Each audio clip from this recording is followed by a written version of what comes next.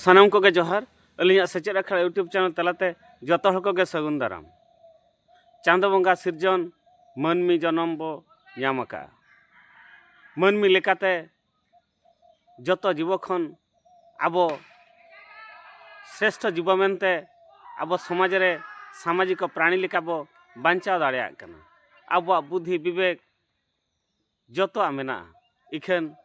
आबो मिटांग अनकार जीव कना बो जहाँ चे एटा जीव खन आबो स्वतंत्र भाव में भिन्न आकार मेना बना तथापि चेद लेका चंग आबो मानमी जीवन नुन श्रेष्ठ जीवन नाम काते रहो आबो चेद लेका चे बांग बो बुझा आबोआ जीवन आबो निजे तेगे बो खेतिया। नोआ मानमी जीवन अड़ी मूल्यवान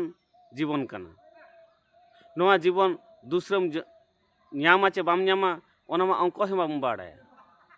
तबे आबो मानमी जीवन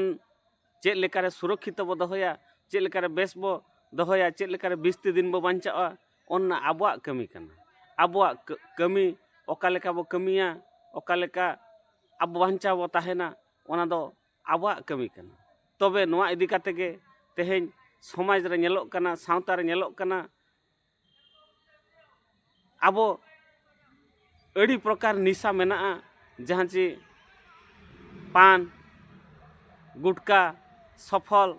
हंडी परवे को नेहब काते अड़ीगान आयमा लेकान निशा मेना जहाँ चे आबो मानमी जीवन ओना भितरे जहाँ बोलो कना उनी ओना बगियाते मुश्किलोग कना। तबे नो नोआ को इदी काते नोना निशा इदी काते आबो जीवन बर्बादोग कना आबो जीवन बती इणिजोग कना। तबे जतो हर बो बुझावेआ नोआ निशा अड़ी मारांग दिसई आदा ताबो आबो जीवन रे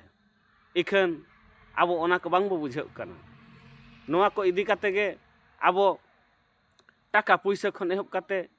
कमी दमी को एहब काते बांग बो नेल न्यामे तेहेñ आबो नेलोग कना टाका पैसा क्षेत्र रे आबो चोड़ा चपड़ा लगी परिवार लगी मिटांग गिद्रे लगी बांग बो न्यामेआ बनुआ मेनते बो मेने इखन आबो हंडी परवे पान गुटका सफल बखान आरगे निशा लगी आबो पैसा ओका खन चे ओडकोआ आबो निजे बहुत बो चेष्टाया ओना क्षेत्र रे चेद लेकारे ओना कटी जमा ओना लगी पैसा चेद लेके न्यामा इखन बेस कमी लगी आबो दिशा हरागे बाय हिजुग कना। तबे नोआ को मेन काते जहाँ लेका उड़िया को मेना पानो बीड़ी नुहे छोटिया निशा धीरे धीरे करी टाणे पैसा एक्चुअली एकाल कथा नोआ कथा रिया अड़ी जथात मेना नोआ को पैसा कटी कटी ते खर्चोआ बाय बुझोआ पैसा खर्चो कान लेका इखन ओना पैसा अड़ी गान गे खर्चोआ जहाँ चे आबो ओना पैसा बेस कमी रे बो लगाव लेखान आबो लगी गे बेसोआ इखन ओना आबो मानमी जीवन काते बांग बो ठिकया हंडी पुरो न्यूरे बुल माताड़िए काते अड़ीगान आयमा आबो कमी बो ढिलवा पैसा पत्र रे अभाव अनटन हिजुआ ओना को तो आबो नेतों धरिज हो आबो आदिवासी समाज आदिवासी हर आबो बांग बो बुझावया। तबे छतिक को हो कि आदिवासी को आबो न्यूयेत गयाबो जमेत गयाबो इखन आबो आदिवासी को दो आबो न्यू रिया तरीका न्यू रिया प्रणाली न्यू रिया मिटांग तीन झोक को न्यूया तीन परिमाण को न्यूया ओन्नाते आबो अहिसाब बो न्यूया जा फल रे आबो जतो क्षेत्र रे पैसा बर्बाद साव सावते आबो हम बर्बाद कना। आबो बेस ताहन हर रोग बेमार बो पड़ा कना नेले आबो ओको दो हंडी परवा न्यूते गजना ओका लिवर किडनी ताय खराबेना विभिन्न आयमा आयमा ओको दो गैस्ट्रिक नाम केदिया विभिन्न प्रकार आजार बेमार आबो ओना निशा जुर तेगे आबो हड़मो रे बो आदर जोंग कना। तबे अलिया मेन आबो निशा जहाँ के बो न्यूया जहाँ बो चढ़ाया तबे निशा जम न्यू दो निजरा पैसा के बो जम न्यूया तबे नोआ दो माना दो बांग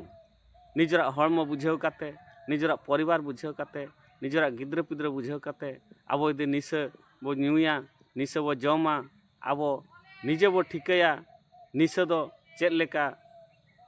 आबो परिवार क्षेत्र दुर्दशा अगुया ओना निजे के बो ठिका दाड़िया। तबे अलिया चैनल पास्टा खन जत हर कोगे नेहर अब निशा अब दिशा आदेआ ओनाते अब निशा को बो बगीमा हंडी पुरवा न्यू सान्ताल समाज रे आदिवासी समाज रे जदियो निशा इदी काते बंगा बुरु इदी काते विश्वास तब मेना तबे ओना दो उन जहग गे जहाँ लेका व्यवहार कथा उनका जुदी व्यवहारा एनखान दो आबुआ हाँ ठीक निजरा हड़मो प्रति ठीक पारिवारिक क्षेत्र ठीक सामाजिक सावता प्रति हाँ ठीक हुआ